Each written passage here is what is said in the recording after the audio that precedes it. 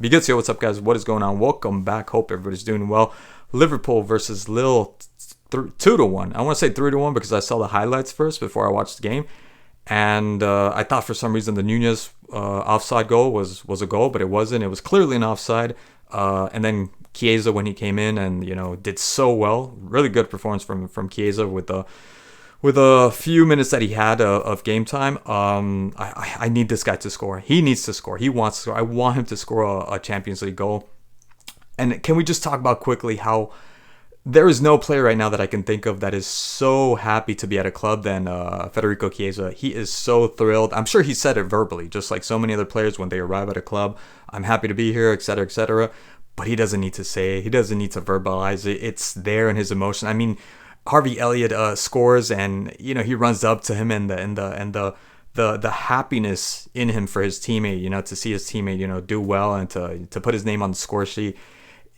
There's nothing try hard about that. He's not trying to do that on purpose. It's just inherently in him to go and be happy for his teammate. I would just be happy with an 80% case of what he used to be like. The little bit that I got to see him play, and thanks to my brother, because I had no idea about this guy back in the day. I would be thrilled if we could get just an 80% Chiesa, and hopefully he stays injury free. He really, really needs that. Because he has so much more to offer in his career and just this club. Because you could tell he's really, really. I would even go as far as to say enamored. There's just this joy, like it's just like this radiant joy in him to play for Liverpool. So all the best to him. There's not much I can really touch on this game personally that I felt like more of the attention was on the Barca versus Benfica game, and that seems like where the party was at, according to everybody that I spoke to. But seeing that I've been following Liverpool, I just want to stay with what I more or less know and what I'm familiar with. And there was never really at any point besides the goal that they scored, which is brilliant. The Cabella, I think it was, with the pass and the drag back. I think that was huge. That's what made the Lille goal happen, in my opinion. That was absolutely brilliant from, I think it was Haduskar. I can't remember the guy's name. That was the best thing. That was the best thing about that goal. And then obviously David putting it in the back of the net. And I've heard some things here and there ever since the World Cup about David, and he seems like, yeah, he's up and coming. And Arsenal, I don't know, check this guy out. That's somebody that you might want to consider, and not I don't know why. What's his name from Wolves?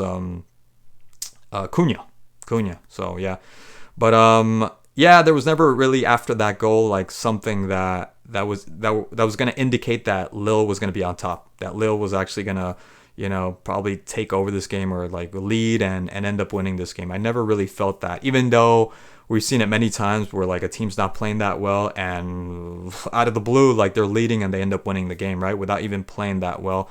There was never really that. And it was always Liverpool that was more or less in control, even though the chances, the chances being created were somewhat there, especially with the brilliant passing from Salah that, yeah, it never got to his teammate. It never got to his target, being his teammate. But the idea behind that, again, I can't think of anyone else. Maybe I'm just being lazy, but easily top three in the world when it comes to passing, assisting.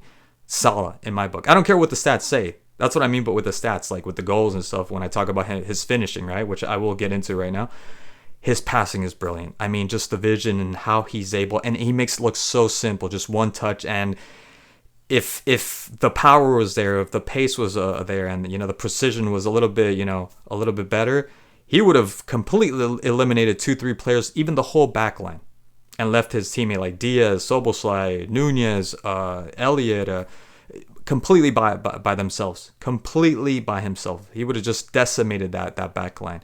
He is brilliant at that. He can actually definitely play as a playmaker. If he can't finish, which in my opinion, again, this is just my opinion, he doesn't have it. And in this game, yet again, besides the goal that he scored was brilliant. Obviously, that harkened me back. That took me back to 2015, 2016.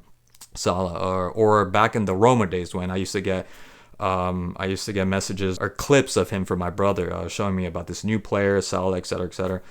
That was absolutely brilliant. And even I could even overlook the one where Diaz from all the way back from the back line ends up giving this perfect pass, and the control, the way he brought it down, and the speed was there. He summoned his I don't know, his 20-year-old self, or maybe the defender was slow, I don't know, but he ended up beating him. And yeah, the finish could have been a lot better, but I was happy. I was okay with that. I got no problem with that.